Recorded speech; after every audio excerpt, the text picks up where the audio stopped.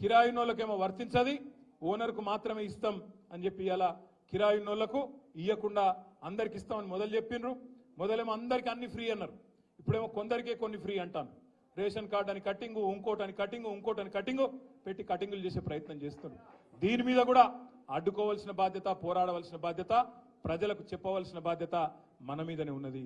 ఇవాళ కాంగ్రెస్ వాళ్ళు నమ్ముకున్నదేమో పచ్చి అబద్ధాల ప్రచారాలను, హైదరాబాద్లో ఉండే కొంతమంది టీవీ ఛానళ్లను అడ్డం పెట్టుకొని, యూట్యూబ్ ఛానళ్లను అడ్డం పెట్టుకొని దిమాగ్ ఖరాబ్ చేసే ప్రయత్నమేమో వాళ్ళు చేస్తాను.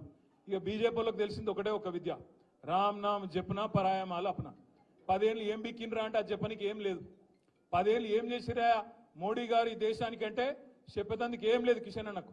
అందుకే ఏం చెప్పాలి, జై శ్రీరామ్. మేము కూడా జై శ్రీరామే, మాకేం అభ్యంతరం లేదు. కానీ కాకపోతే మీరు ఆడుతున్న ఈ నాటకం, రాముని అడ్డం పెట్టుకుని ఆడుతున్న నాటకం ఏదైతుందో తప్పకుండా అందరం కూడా పసిగట్టవలసిన అవసరం ఉంది.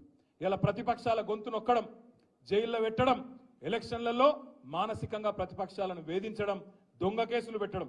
నేను ఒక్కటే అడుగుతున్నా ఇవాళ మోడీ గారిని, కిషన్ రెడ్డి గారిని.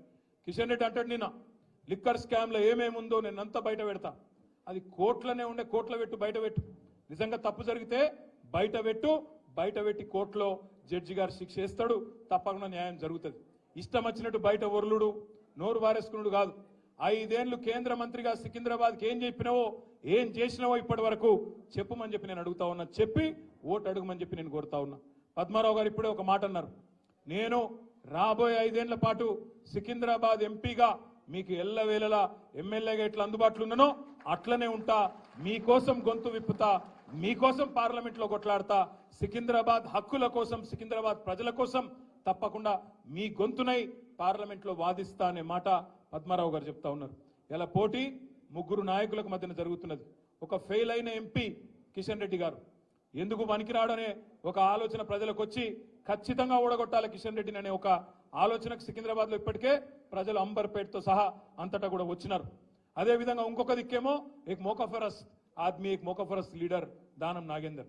ఎటు అధికారం ఉంటే అటు పోయి అక్కడ ఇయ్యాల అక్కడ ఆ పార్టీలో పోయిండు నాగేందర్ గారు, రాజీనామా చేయకుండా, నైతిక విలువలు కూడా పాటించకుండా ఆ పార్టీలో పోయిండు. ఇంకో దిక్కేమో ఒక క్యారెక్టర్ ఉన్న నాయకుడు, కష్టమైన నష్టమైన 24 ఏళ్లు ఎత్తిన జెండా దించకుండా కొట్లాడుతున్న నాయకుడు పద్మారావు గారి రూపంలో మనకున్నాడు అనే మాట నేను మీకు విజ్ఞప్తి చేస్తా ఉన్నా. ఒక సెక్యులర్ నాయకుడు, అందరినీ మనిషిని మనిషిగా చూసే నాయకుడు, మనిషిని మతం కోణంలో కాకుండా పేదవాడిని పేదవాడిగా చూసే నాయకుడు పద్మారావు గారి రూపంలో, కేసీఆర్ గారి రూపంలో మనకున్నారు. అందుకే నేను మిమ్మల్ని అందరినీ ప్రార్థించేది, పద్మారావు గారి పేరు ప్రకటించగానే ఒక వెల్లువలాగా అభిమానం, ఒక వెల్లువలాగా ప్రజాస్పందన వచ్చింది.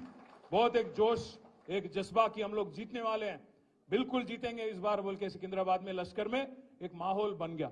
बस इस माहौल को बरकरार रखना है, इसको और मजबूत करना है, इसको आगे ले जाके मरी पूरी तरह से पद्माराव साहब अच्छी तादाद से जीतने की हर कोशिश हम लोग करेंगे. भाइयों, मैं एक ही बात आपसे कह के मैं विदा लेता हूं और आपसे रुखसत लेता हूं.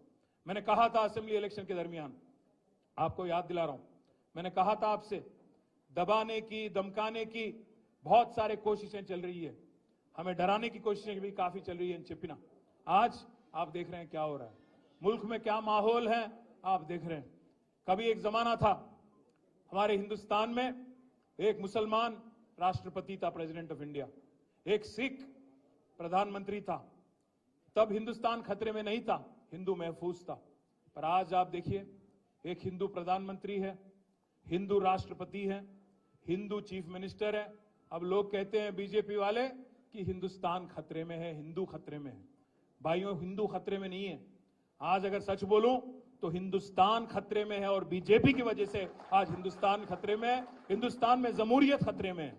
ఈరోజు దేశంలో ప్రజాస్వామ్యమే ప్రమాదంలో పడ్డది, ఇది వాస్తవం. ఈడీలు, సిబిఐలు, ఐటీలు ఇట్లాంటి సంస్థలను అడ్డం పెట్టుకొని శిఖండి రాజకీయం చేయడమే ఒక అలవాటుగా బీజేపీ పెట్టుకున్నది. తప్పకుండా వాళ్లకు బుద్ధి చెప్పాలంటే సికింద్రాబాద్ పార్లమెంట్లో రేపు ఇక్కడ కిషన్ రెడ్డి గారిని ఒక సిట్టింగ్ కేంద్ర మంత్రిని ఓడగొట్టడం ద్వారా నరేంద్ర మోడీ గారికి గట్టి సందేశం ఇచ్చినట్టయితది, తప్పకుండా ఒక గట్టి మెసేజ్ ఇచ్చినట్టయితది. కాబట్టి అందరం రాబోయే 53 రోజుల పాటు గట్టిగా కలిసికట్టుగా కొట్లాడదాం. ఖైరతాబాద్ నియోజకవర్గంలో ఎక్కడైతే ఈరోజు మనకు ఎమ్మెల్యే లేరో అక్కడ ఒక కోఆర్డినేషన్ కమిటీ వేసుకుందాం. నాంపల్లిలో ఎక్కడైతే ఇవాళ మనకు ఎమ్మెల్యే లేరో అక్కడ కూడా ఒక కోఆర్డినేషన్ కమిటీ వేసుకుందాం.